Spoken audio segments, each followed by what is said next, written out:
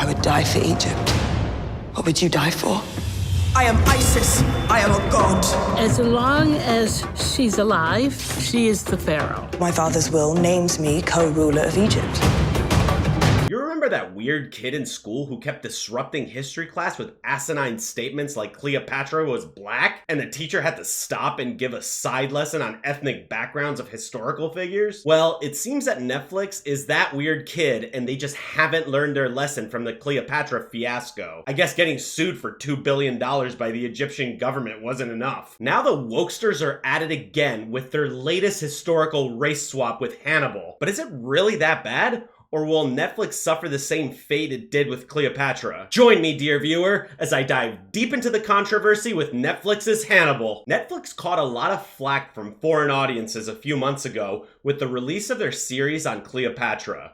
The historical figure that is Cleopatra lived in Egypt a couple thousand years ago, and we all know about her little love affair with a Greek pretty boy, Mark Antony. But ever since the dark age of cinema began, the woke mind virus that infected Hollywood executives has wreaked havoc on films with needless race swapping to pander to various minorities.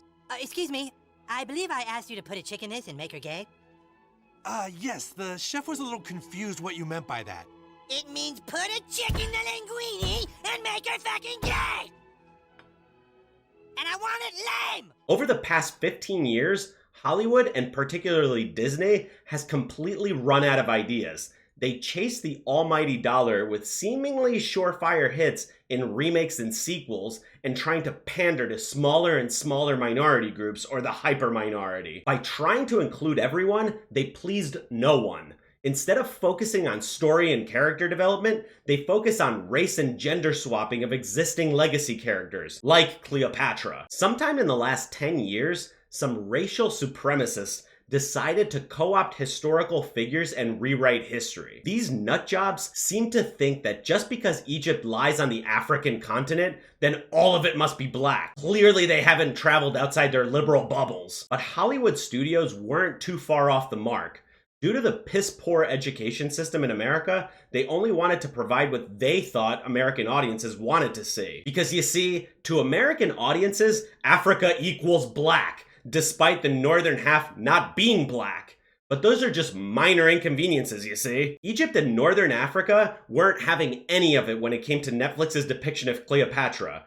They knew their history better than the wokesters and the American idiots at Netflix did, and they knew that Cleopatra wasn't black. She looked Middle Eastern because she technically was. The Egyptian government heard their people's complaints and took matters into their own hands, suing Netflix for $2 billion. The case is pending litigation, so we'll see what becomes of it. But that didn't stop Netflix from repeating the same mistake with another historical figure with Hannibal Barca, the Carthaginian general who laid waste to Rome with elephants.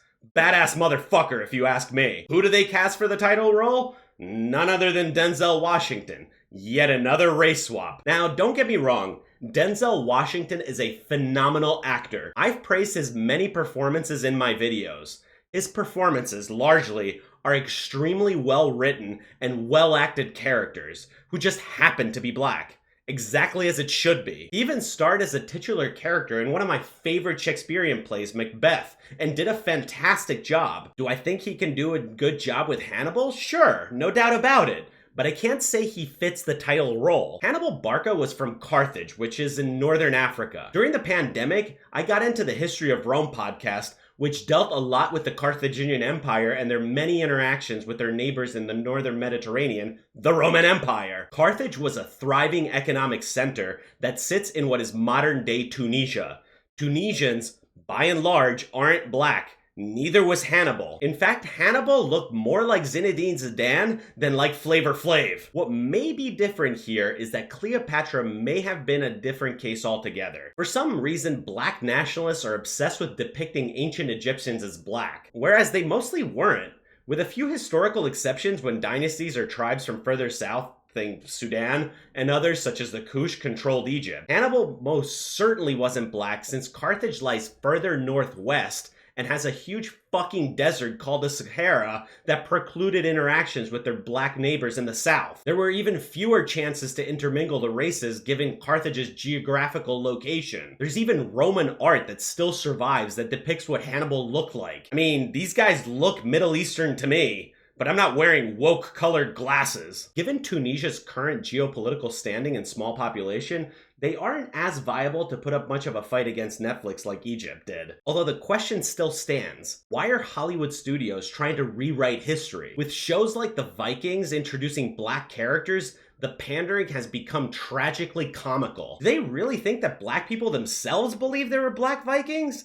No, of course not. Which is why it's actually very insulting to black people's intelligence to suggest it is. It's insulting to everyone. This is why the pandering to everyone is pleasing no one. Casting Denzel Washington is yet another woke race swap used to insult people's intelligence. Perhaps it's the American education system's fault for equating Africa to black people. It's no secret that the K-12 education system in the US is so completely shit, but that only partially explains the American misunderstanding of history. The other side of the problem comes from university-level educators. Something like 94% of educators in universities lean left politically, making an untenable situation where one side dictates the prevailing view. And that's why you tend to get asinine views like Cleopatra being black. When one side possesses all the intellectual power, censoring the other side, you get crazy nutjob ideas like these that completely ignore the historical record. Look, Denzel Washington is a capable actor.